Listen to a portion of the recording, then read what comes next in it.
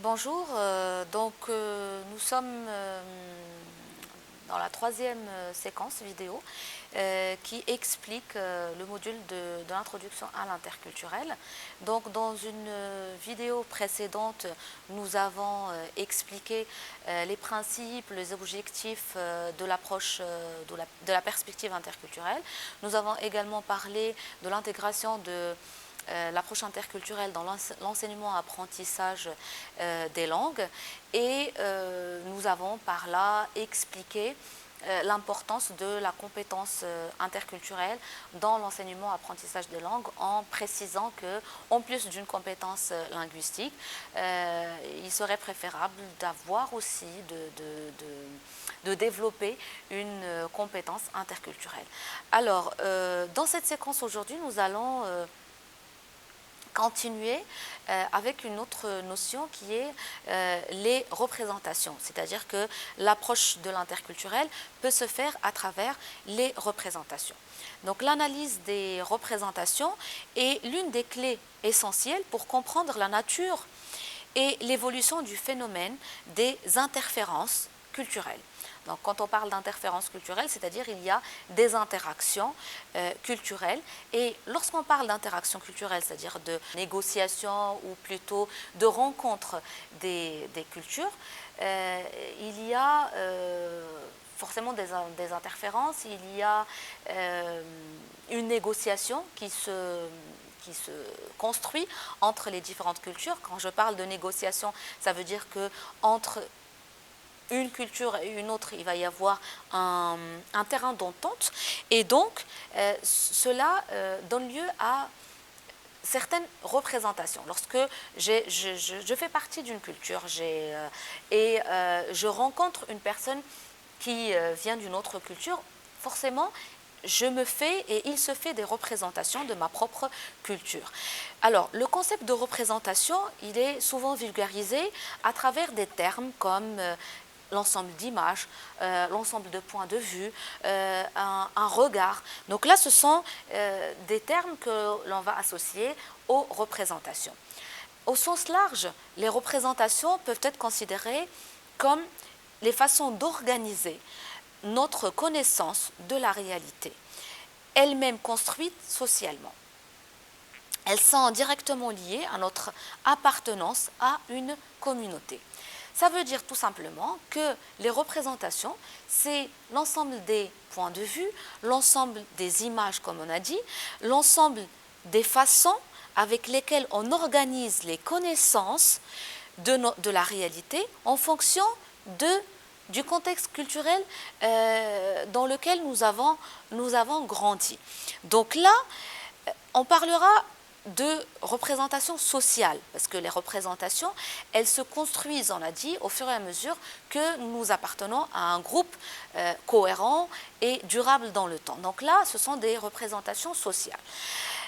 Une représentation sociale est une organisation d'opinion socialement construite, donc construite dans une communauté. Relativement, c'est-à-dire qui sont relatives, on va dire, à un objet donné, résultant de communication sociale permettant de maîtriser l'environnement et de l'approprier en fonction d'éléments symboliques propres à son ou à ses groupes d'appartenance. Alors, si on veut simplifier un peu, on va dire qu'une représentation sociale, c'est un objet partagé entre un moi, c'est-à-dire l'ego, et les autres, c'est-à-dire l'alter.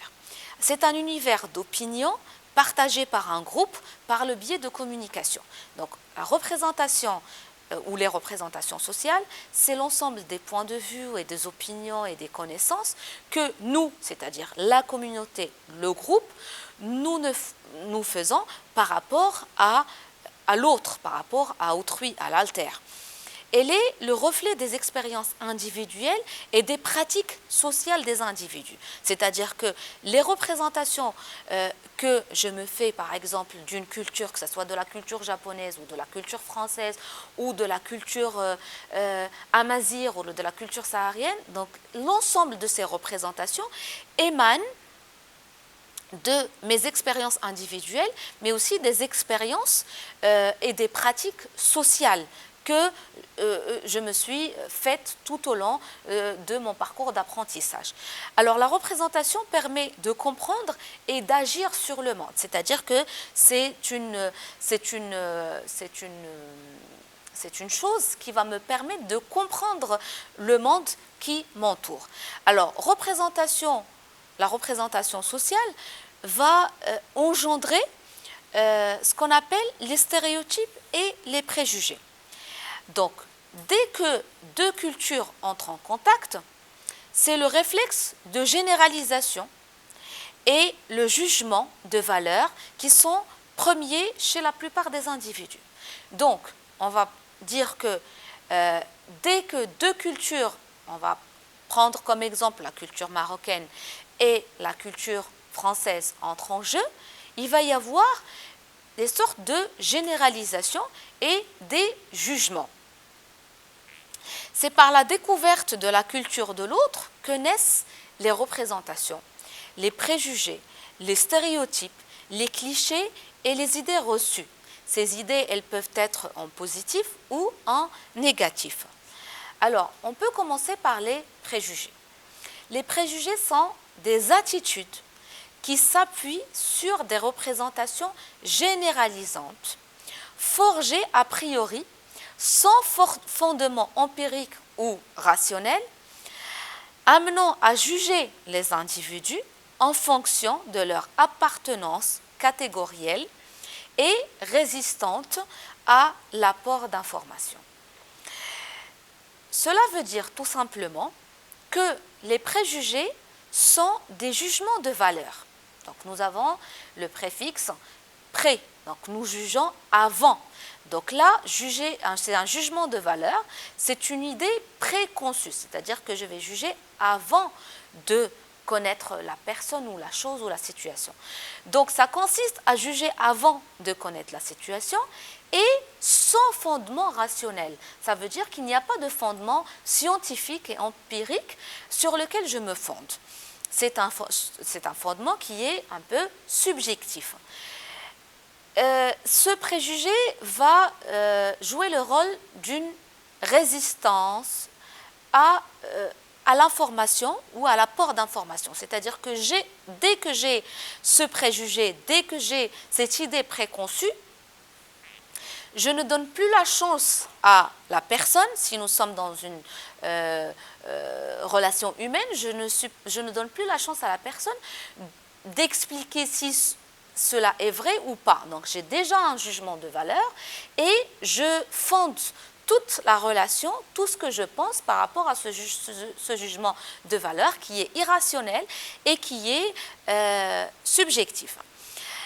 Ce préjugé ou ce jugement de valeur, il va pousser à ce qu'on appelle à avoir une sorte de généralisation ou de stigmatisation, c'est-à-dire que mon esprit va se rétrécir un peu, il va y avoir une sorte de généralisation.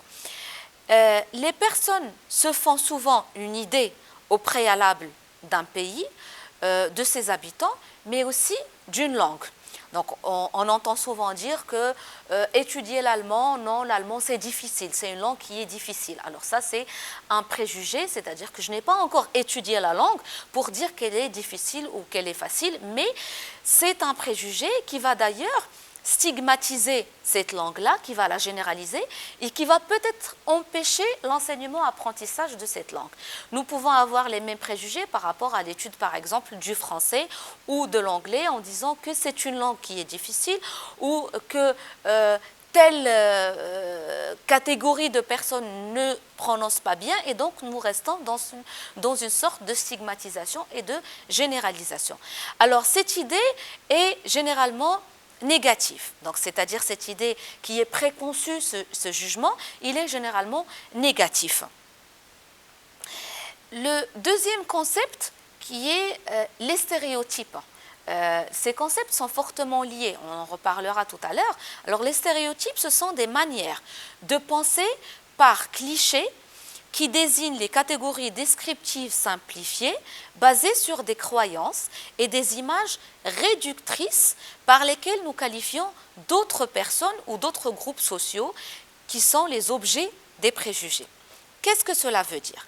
Ça veut dire que les stéréotypes, ce sont des croyances que nous avons sur les caractéristiques d'un groupe. Donc, dans la définition, nous avons dit que les stéréotypes, ce sont des manières de penser par cliché. Alors, quand je parle de cliché, on peut parler prendre l'exemple d'une photo, c'est-à-dire un cliché, c'est une sorte de photo et la photo, elle est figée. Une fois que vous avez pris une photo, elle est figée, c'est un cliché. Donc, le stéréotype, c'est une image figée que nous allons avoir sur une catégorie de personnes, sur un groupe de personnes. Alors, généralement, ce stéréotype, il est simplifié, c'est-à-dire il est réducteur. Donc, c'est une croyance que nous avons sur les caractéristiques d'un groupe. Par exemple, on a la croyance que les Marocains sont toujours en retard. Donc ça, c'est un stéréotype. C'est une croyance que nous avons par rapport à un groupe. Donc le groupe, ce sont les Marocains et nous leur avons donné un stéréotype, un cliché, ils sont en retard. Donc tous les Marocains ne viennent pas en retard. Donc même si vous êtes ponctuel et que vous êtes marocain, on vous a déjà attribué un cliché, un stéréotype en disant que vous serez forcément en retard, que vous ne respectez pas le temps. Alors, une deuxième croyance, toujours dans les exemples, on va donner une série d'exemples ici, on dit souvent que les Français sont des râleurs ou qui sont des orgueilleux. Donc là, ce n'est pas forcément vrai pour tous. Donc là, vous voyez, nous sommes dans une vision généralisante, réductrice, et c'est un cliché qui est figé et qui ne va pas permettre forcément, dans une situation d'interculturalité, de donner la chance à l'autre pour voir est-ce que vraiment c'est un râleur ou pas. On dit souvent aussi que les femmes ne savent pas bricoler, ou que les femmes conduisent mal, donc là c'est un stéréotype, que les Parisiens sont stressés ou que les Casablancais sont stressés, que par exemple les Marseillais font toujours la sieste. Donc tout ça, ce sont des stéréotypes, ce sont des croyances que nous pouvons avoir sur un groupe. Et ces croyances, vous voyez qu'ils attribuent des caractéristiques à un groupe. Ne pas être en retard, être ponctuel, être râleur, être stressé. Donc, ce sont des caractéristiques. Alors, ce sont des groupes larges que nous générons et auxquels nous attribuons des caractéristiques, comme nous venons de le voir. Le problème apparaît lorsque nous pensons que le stéréotype se vérifie toujours. Et donc, c'est là où cette représentation peut être réductrice. Et c'est là où nous devons faire attention dans l'approche interculturelle ou dans notre rapport à d'autres cultures. Il faut faire attention à ne pas prendre les stéréotypes comme étant une idée préconçue, vérifiée et sans donner la chance à l'autre. Bon, ça peut être par rapport aux individus, les stéréotypes peuvent aussi concerner des situations et les stéréotypes peuvent aussi concerner une langue, comme j'ai dit tout à l'heure. Donc, par rapport aux situations, alors on peut être dans une situation disant que tel métier est difficile. Donc ça, c'est un stéréotype qui peut être un handicap par rapport à l'insertion professionnelle. Donc là, il faut faire attention par rapport à ces stéréotypes, par rapport à ces idées et ces clichés qui sont préconçus. Il ne faut pas les intégrer et les considérer comme une vérité absolue parce que c'est une idée, comme on a dit tout à l'heure, qui n'est pas du tout rationnel, qui n'est pas du tout vérifié scientifiquement. Donc pour rester sur l'exemple précédent et pour expliquer la différence entre un préjugé et un stéréotype. Donc on pourrait avoir un stéréotype, celui que les Marseillais font toujours la sieste. Donc ça, c'est le stéréotype.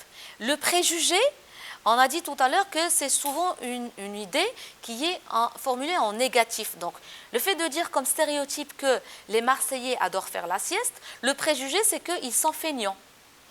le stéréotype par rapport aux Marocains qui sont en retard, le préjugé, ça peut être qu'ils ne travaillent pas bien ou qu'ils bâclent leur travail ou qu'ils ne sont pas professionnels. Donc on voit ici la relation qui existe entre un préjugé et un stéréotype. Ce sont des représentations qui se complètent. Donc on peut avoir un stéréotype qui est une idée réductrice et cette idée va donner lieu à un jugement de valeur qui est négatif. Alors, on a une troisième sorte de représentation qui est le crible. Alors, le crible, pour expliquer, dans une situation d'apprentissage, enseignement-apprentissage d'une langue étrangère, on peut dire que l'apprenant interprète une autre langue tout en traversant ses propres systèmes de valeurs, ses représentations culturelles et en jugeant l'autre selon ses propres normes, ce qui entraîne une sorte de déformation de la perception de la réalité étrangère. Et donc ceci empêche de saisir les traits distinctifs de celle-ci et produit des interférences culturelles qui peuvent entraîner des malentendus, des erreurs d'interprétation et de comportement. Alors, le schéma suivant peut nous expliquer brièvement et peut nous simplifier cette notion de crible. Alors, on a ici une entrée de données, c'est-à-dire que l'on soit dans une situation d'apprentissage d'une langue étrangère ou dans une situation avec une personne qui émane d'une culture différente. Donc, nous recevons des messages d'autrui et cette entrée de données extérieure va passer par le crible, c'est-à-dire va passer par une sorte de filtre. Et ce filtre, il est constitué de l'ensemble de nos croyances, de nos traditions, de nos expériences personnelles, de nos valeurs, de l'âge aussi, des stratégies. Donc tout ceci est une sorte de filtre, ce qu'on appelle ici les cribles, qui vont permettre de filtrer les messages, c'est-à-dire nous n'allons pas intérioriser ou plutôt interpréter et réagir en fonction de tous les messages, mais il va y avoir une sorte de sélection, mais aussi parfois une sorte de déformation, parce que je reçois l'information et je l'interprète en fonction de mon crible, en fonction de tous les éléments que je viens de citer. Je donne un exemple. Dans la séquence précédente, nous avions parlé de la notion d'espace. Et donc, lorsque je rencontre une personne étrangère qui va avoir une longue distance avec moi dans la discussion, je vais interpréter cette distance comme étant une sorte de rejet, une sorte de méfiance de l'autre. Pourquoi j'ai interprété cela de cette manière-là? Parce que j'émane d'une culture où il y a des rapprochements corporels, où il y a on va dire des relations humaines qui sont plus rapprochées. Et donc là, cette interprétation que j'ai donnée, je l'ai faite par rapport au crible, par rapport au filtre que j'ai, au filtre culturel. Donc ce que j'ai reçu comme information, ce n'est pas forcément la réalité, mais c'est ma propre réalité parce que je l'ai interprétée en fonction de mon vécu, en fonction de ma culture. Donc le système de référence de notre culture maternelle agit comme un filtre placé entre nous et les membres de la société étrangère. En guise de synthèse, on peut dire qu'une culture, c'est une source de sens, c'est-à-dire que nos gestes, nos mots, nos attitudes ont une signification et cette signification change, varie d'une culture à une autre. On peut dire également que la culture, c'est un héritage, c'est-à-dire qu'elle se construit dans l'histoire et elle se transforme de génération en génération. On est libre de façonner, de la modifier, de l'accepter, mais aussi de s'en séparer. Donc elle est dans un mouvement dynamique et de construction permanente. La culture, c'est un outil de différenciation. Nous sommes dans le respect de la différence, de l'égalité, du fait qu'il n'y a pas de culture supérieure ou inférieure par rapport à une autre. Quatrième élément de synthèse, une culture est interculturelle par définition, parce que toute culture qui s'isole, elle est amenée à disparaître. Chaque culture apprend d'une autre culture pour qu'il y ait justement cette évolution. Si chaque culture s'isole, elle va disparaître au fil du temps. L'objectif ou les objectifs de la pédagogie interculturelle, c'est de transformer les rapports de domination en rapports de dialogue et de coopération, et aussi, il n'y a pas, comme on a dit, de culture inférieure ou de culture supérieure. Sixième élément, les représentations. Le contexte interculturel donne lieu à la construction d'un ensemble de représentations qui prennent la forme de préjugés ou de stéréotypes vis-à-vis d'un groupe social. Donc voilà, en gros, l'ensemble des éléments à retenir dans le module d'introduction à l'interculturel.